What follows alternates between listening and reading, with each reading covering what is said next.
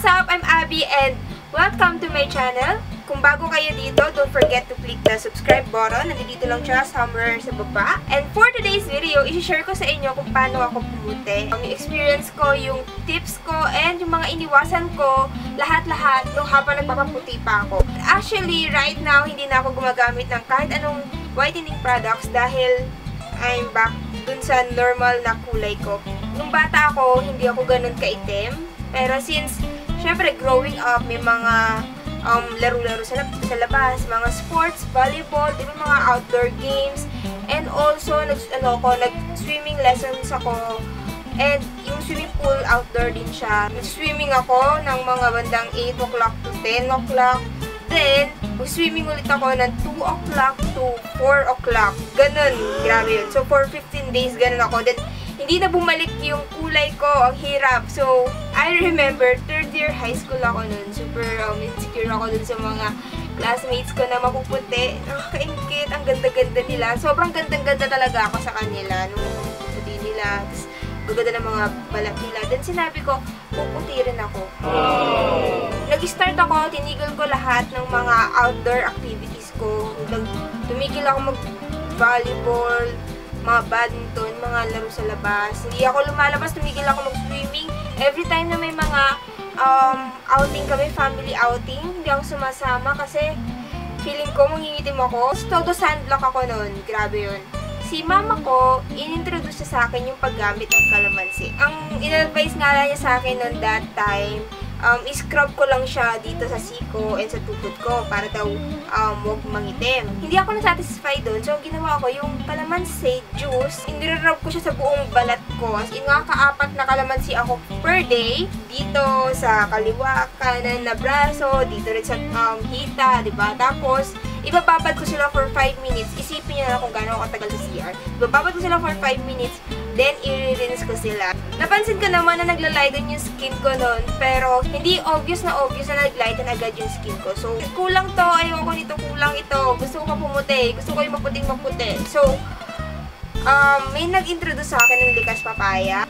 And that time, ang likas papaya, ang isang bar soap ng likas papaya is 50 pesos. So, sa tindahan namin, sa sari-sari store din sa kanto. So, 50 pesos siya. Eh, syempre, estudyante ako noon. Wala akong masyadong baon. Tinitipid ko talaga yung baon ko for that likas papaya. So, every week, imagine nyo, every week, nauubos ko yung isang likas papaya. So, after kong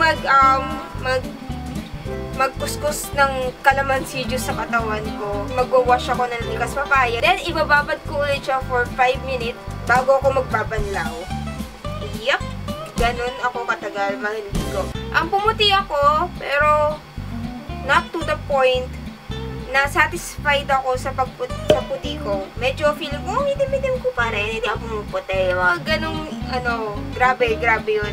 Habang ginagawa ko yung ganong process or yung ganong strategy nung pagpapaputi, habang tumatagal, nahihirapan ako lumabas sa araw. Parang nagiging sensitive yung skin ko. Since may paupahan kami dito, may tenant kami na lumipat na ang puti-puti niya, tapos sobrang obsessed siya sa pagpapaputi rin. Tapos, tinanong ko sa kanya, paano ka pumuti? Anong sabon yung ginagamit mo? Okay, so inintroduce sa akin yung paggamit ng mga bleaching cream. At that time, ang bleaching cream na ginagamit ko is yung Etas.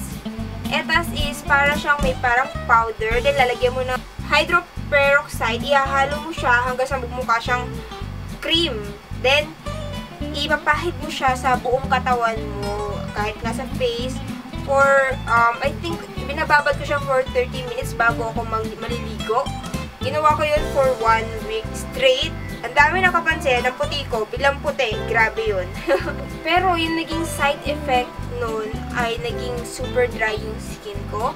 Naging sensitive siya to the point na nahihirapan na ako lumabas ng bahay or pumasok sa school dahil super hapdi ng araw sa balat ko. Kaya kailangan palagi ako nakapayong noon. Grabe yun. Ang ginawa kong pang counter nung dryness ng skin ko is tinatatad ko yung sarili ko ng super hydrating lotion. I think Nivea yata yung gamit ko. Then yung sunblock na ginagamit ko rin is yung from Snowy, yung color yellow instant whitening sunblock. Ayun yung ginagamit ko. Nakakatuwa lang kasi yung snowy na sunblock na yun, ang bango-bango niya. Pero kasi, hindi siya ganun ka-moisturizing.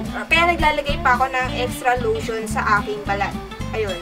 Ito yung naging after nung lahat nung etas, plus yung calamansi and yung likas papaya. Kasi sinabay-sabay ko talaga sila.